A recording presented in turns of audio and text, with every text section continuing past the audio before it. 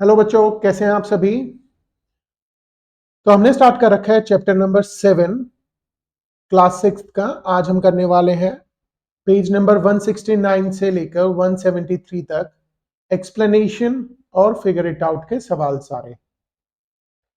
इससे पहले के सारे चैप्टर्स अपलोडेड हैं चैनल पे, आप जाकर उनको देख सकते हैं, समझ सकते हैं। किसी भी बच्चे को ना समझ में आए तो कमेंट कर सकते हैं, हम आपकी मदद जरूर करेंगे। तो हम शुरू करते हैं। In which group will each child get more chikki. आपको बताना है कौन से ग्रुप में ज्यादा चिकी मिलेगी बच्चों को। पहला ग्रुप है 1 चिकी डिवाइडेड बिटवीन 2 चिल्ड्रन और 5 चिकीज डिवाइडेड अमंग 8 चिल्ड्रन। मतलब एक चिकी को 2 बच्चों में बांट दिया और 5 चिकी को 8 बच्चों में बांट दिया। तो आपको बताना है कि किस ग्रुप में ज्यादा चिकी आप बच्चों को मिलेगी। तो सिंपल है भाई, इसका एक सिंपल रूल आप बना लो। जो डिनोमिनेटर है वो आपको सेम करना है और उसके बाद आपको पता लग सकता है किसमें ज्यादा चीकी आपको मिलने वाली है और या फिर कौन सा नंबर, कौन सा फ्रैक्शन बड़ा है। तो फॉर एग्जांपल ये 8 है, तो 1/2 अगर हमारा है तो 8 करने के लिए 4/4 से मल्टीप्लाई कर देंगे तो इट कम्स टू 4/8। तो अब सिंपल है, 4/8 is smaller than 5/8। That means जो 5/8 वाला जो ग्रुप है उसमें चिकी बच्चों को ज्यादा मिलेगा। So Shabnam says, well, we have sent that 1/2 is equals to 4/8 and clearly 4/8 is smaller than 5/8. So the children for whom 5 chickies is divided equally among 8 will get more than those children for whom 1 chickie is divided among equally among 2. वही हमने समझाया अभी आपको। The children of the second group will get more chickie each. जो second group है उसके बच्चों को चिकी ज्यादा मिलने वाली है। Next it says, what about the following groups in which group will each child get more? आगे कुछ ग्रुप्स और दे रखे हैं, उसमें बताना है कि कौन से ग्रुप में ज्यादा मिलने वाली है। 1 चिकी डिवाइडेड बिटवीन 2 चिल्ड्रन, एक चिकी डिवाइडेड बाय 2 चिल्ड्रन, और 4 चिकीज डिवाइडेड अमंग 7 चिल्ड्रन, या फिर 4 चिकी डिवाइडेड बाय 7 चिल्ड्रन। तो सिंपल है, जैसे हमने आपको बताया था, जो बेस है, जो आपका डिनोमिनेटर है वो सेम करना है। तो कॉमन नंबर तो इन 2 और 7 में कुछ नहीं आता है, तो यहां पे इसको 7/7 से मल्टीप्लाई कर देंगे तो इट कम्स टू 7/14, और यहां पर 2/2 से मल्टीप्लाई कर देंगे तो इट कम्स टू 8/14। तो हमारे पास क्या आया, 7/14 एंड 8/14। सिंपल, इससे आपको क्लियर हो गया है कि जो सेकंड ग्रुप है जिसमें कि 4 चिकीज डिवाइडेड अमंग 7 चिल्ड्रन है, उस ग्रुप में ज्यादा चीकी मिलने वाली है। यही इन्होंने एक्सप्लेनेशन यहां पर पूरी हमको दे रखी है। पढ़ लेते हैं फिर भी। Shabnam, the children of which group will get more cheeky this time? Mukta, we must compare 1/7 and 4/7 now. So 1/2 is equals to 4/8, but why did you multiply the numerator and denominator by 4 again? When 4 chickies divided equally among 7 children, each one will get 4/7. When 4 chickies are divided equally among 8 children, each will get 4/8.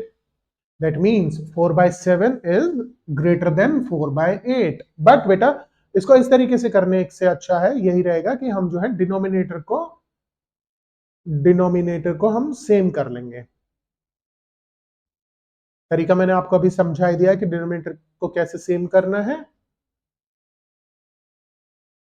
If the number of units that are shared is the same, but the number of children among whom the units are shared is more, then the share is less. Then 4/7 has more share. Next it says, आगे बढ़ते हैं, यहां तक clear हो गया है। Suppose the number of children is kept the same, but the number of units that are being shared is increased. What can you say about each child's share? Why? Discuss your reasoning explains. वो कह रहे हैं बच्चों को same करते हैं but number of units हम increase कर देते हैं, तो क्या हमारे पास डिफरेंस आता है। सो 1/5 is smaller than 2/5, 3/7 is smaller than 4/7, and 1/2 is always smaller than 5/8। अभी ये हमने ऊपर एक्सप्लेनेशन किया था हमारा। Next it says, now decide in which of the following groups will each child get larger share. 3 glasses of sugar cane, 7 glasses of sugar cane, ये group 1 और group 2 है। सो इट सेज 3 ग्लासेस 4 में या फिर 7 10 में। तो दोनों में कॉमन नंबर क्या आएगा हमारा, बताओ 4 और 10 में क्या कोई कॉमन नंबर आता है 4 और 10 में? यस, 20 आता है। तो इसको 20 करने के लिए 5/5 से हम मल्टीप्लाई कर देंगे तो इट कम्स टू 15/20 एंड इसको हम 2/2 से मल्टीप्लाई कर देंगे तो क्या आएगा हमारा 14/20। तो कौन सा बड़ा हो गया? 15/20 वाला जो है हमारा बड़ा हो गया। दैट मीन्स 3/4 जो ग्रुप 1 है यहां पर ग्रुप 1 को ज्यादा मिलेगा। इसी तरीके से हमें एक और एग्जांपल आगे दे रखा है वो हम करते हैं अभी। चलो एग्जांपल में it says 4 glasses of sugar cane to 7 children, 4 glasses of sugar cane to 7 children and 5 glasses of sugar cane juice to 7 children। इसमें तो सिंपल दिख रहा है भाई, जो सेकंड ग्रुप है उसमें ज्यादा मिलेगा, इसमें तो हमें कुछ करना ही नहीं है। ठीक है, तो इस तरीके से हम निकाल सकते हैं कि किस ग्रुप में किस फ्रैक्शन, कौन सी फ्रैक्शन बड़ी है और किस ग्रुप को ज्यादा मिलने वाला है। तो इसी बेसिस पे हमारे को क्या दे रखा है, एक फिगर इट आउट के यहाँ पर कुछ सवाल दे रखे हैं, चलो उनको कर लेते हैं। सबसे पहले हम करते हैं ए पार्ट। It says 7/2 and 3/5। अब 7/2 और 3 एंड 5 में क्या कॉमन है? 10 कॉमन है इसके अंदर। तो फर्स्ट वन को हम 5/5 से मल्टीप्लाई कर देंगे तो क्या आ जाएगा 35/10 और इसको हम 2/2 से मल्टीप्लाई करेंगे तो क्या आएगा 6/10। तो इससे आपको क्लियर हो गया ना कौन सा बड़ा है। ठीक है, फ्रैक्शनल यूनिट मींस नीचे डिनोमिनेटर जो है हमें सेम कर देना है तो हमारा फ्रैक्शनल यूनिट में वो कन्वर्ट हो जाता है। B part says 8/3 and 5/6। तो इसमें कॉमन हमारा 6 है डिनोमिनेटर, तो पहले वाले को 2/2 से मल्टीप्लाई करेंगे तो इट कम्स टू 16/6 एंड इसको हम 1/1 से मल्टीप्लाई कर देते तो इट कम्स बाय 5/6। तो कौन सा बड़ा हो गया हमारा? फर्स्ट ऑप्शन बड़ा हो गया। हम मैं ऊपर यहाँ पे निशान लगा रहा हूँ कौन सा बड़ा इसके अंदर है आपके लिए।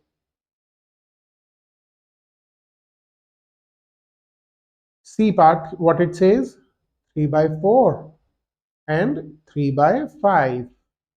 कॉमन 20 है तो 5/5 से मल्टीप्लाई कर देंगे इसको और 4/4 से मल्टीप्लाई कर देंगे हम इसको तो इट कम्स 5 3 जा 15, 5 4 जा 20, 4 3 जा 12 एंड 5 4 जा 20 अगेन।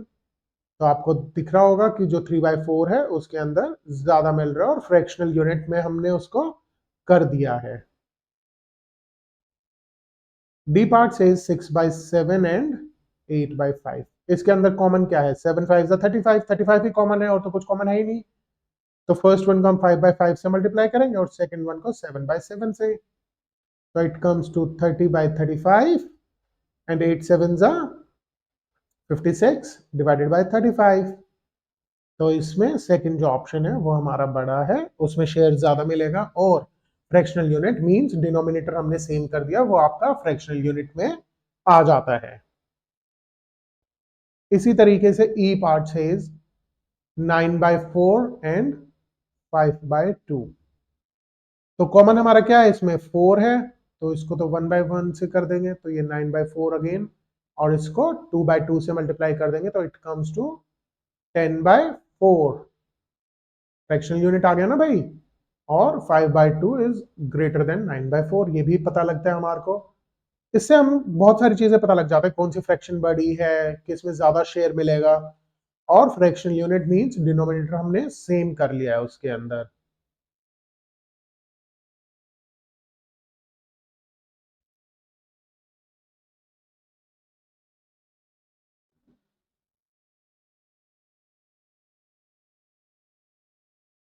चलो भाई अब हम नेक्स्ट जी पार्ट पे चलते हैं। जी पार्ट क्या कहता है 8/3। और बच्चों अपनी टेबल्स जरूर याद कर लो, 15 तक तो एटलीस्ट कर ही लो, बहुत हेल्प होने वाली है आपकी आगे ना, उससे बहुत इजीली आपकी कैलकुलेशंस हो जाती हैं।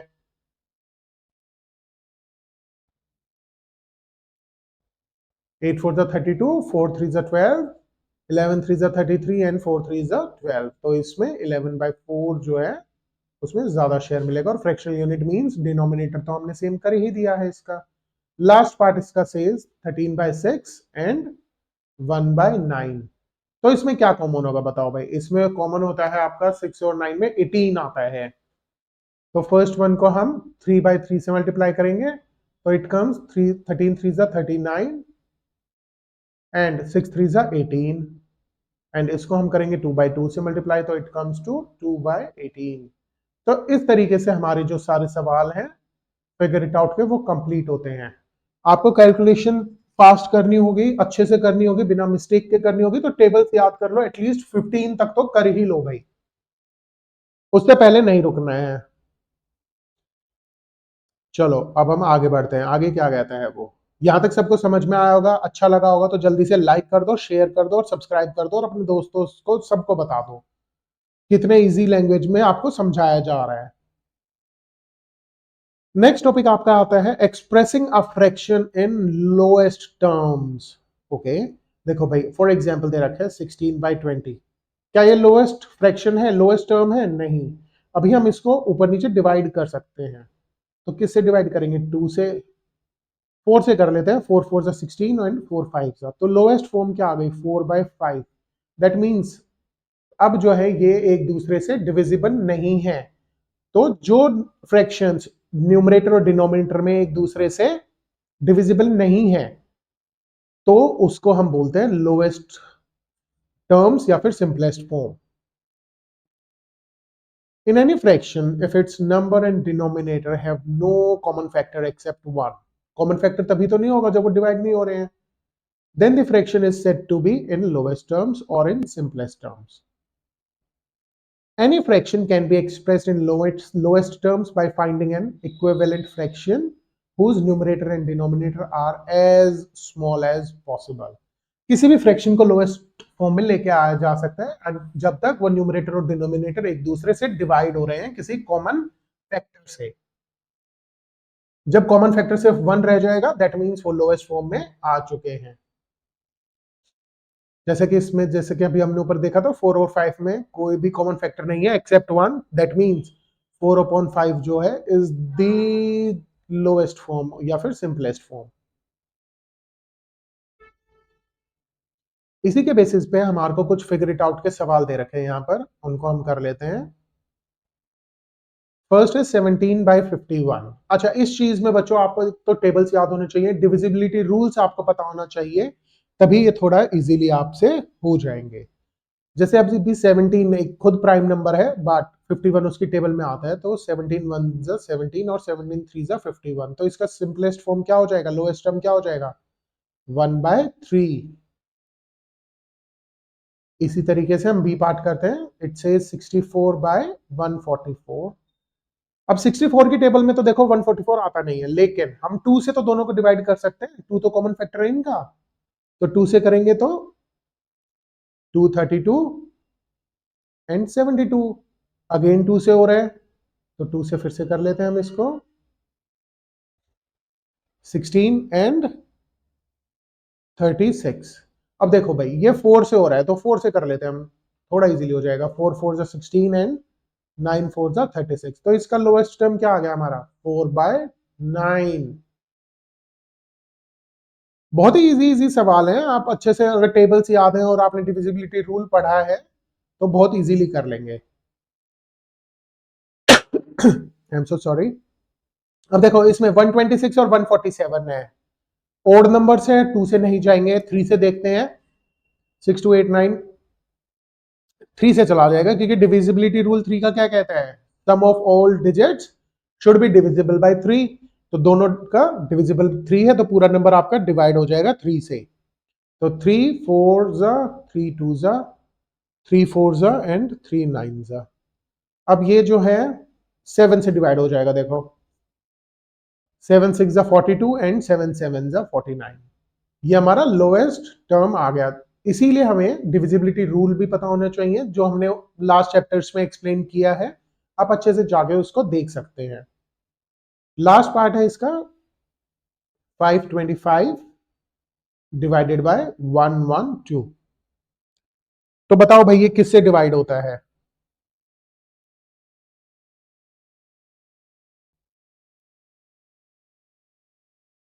डिविजिबिलिटी रूल के हिसाब से ये 7 से डिवाइड हो जाता है। तो 7 7 जा 49, 7 5 जा 75 डिवाइडेड बाय 16, ये आपका लोवेस्ट टर्म आ जाता है। इसी से हमारा जो है अभी तक के जो फिगर इट आउट और पेज नंबर 173 तक हमारा कंप्लीट हो गया है। आप इसको जल्दी से आपको अच्छे से प्रैक्टिस कर लीजिएगा।